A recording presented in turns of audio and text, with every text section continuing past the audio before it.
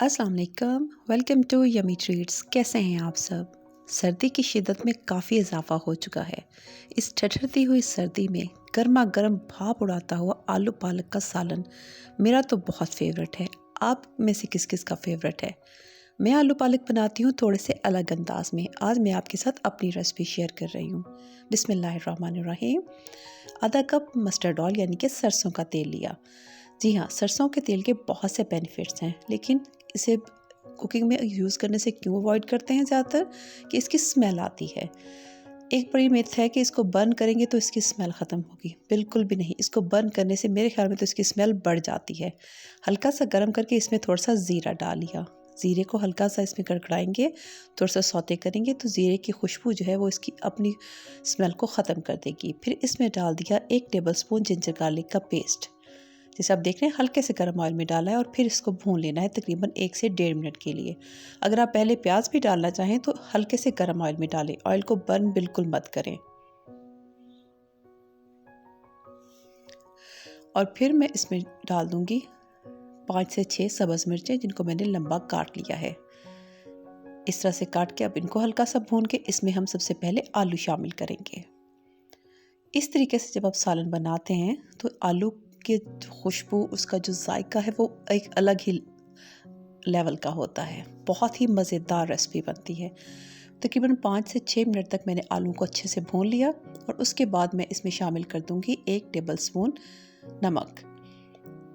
पालक बनाते हुए नमक का ख्याल रखें क्योंकि पालक में ऑलरेडी ख़ुद भी नमक होता है, नमकीन होती है ये, तो इसलिए नमक बहुत एहतियात से डालते हैं। अब यहाँ पे मैंने एक दरमियानी साइज़ का प्याज जिसको स्लाइस किया होता वो मैंने इसमें शामिल कर दिया।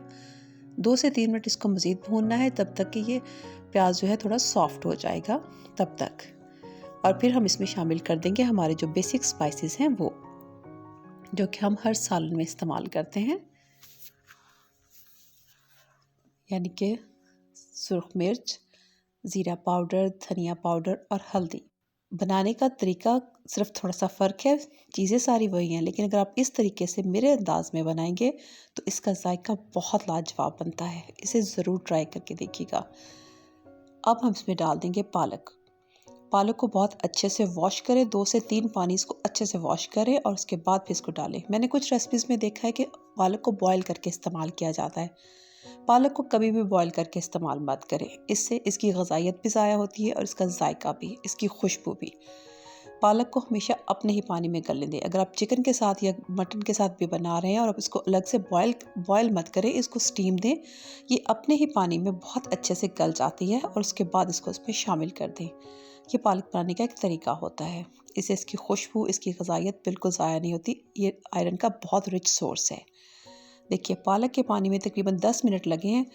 पालक भी अच्छे से गल गई, भुन गई है और आलू भी। ये देखिए अब अच्छी तरह से तेज़ फ्लेम पे, इसको पहले मीडियम फ्लेम पे दम पे रखा था, अब तेज़ फ्लेम पे इसका पानी खुश करके इसमें डाल दिया गरम मसाला और यूँ मुश्किल से 15 से 20 मिनट लगे और हमारा मज़ेदार किस्म का गर्मा गर्म आलू पालक का खुशबूदार सा सालन तैयार हो चुका है।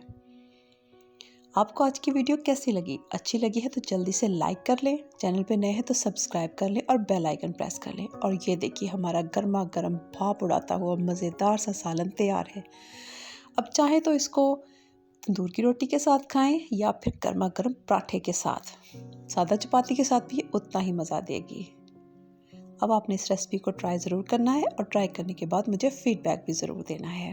नेक्स्ट वीडियो तक के लिए अपना बहुत सा ख्याल रखिए। अल्लाह हाफ़िज़।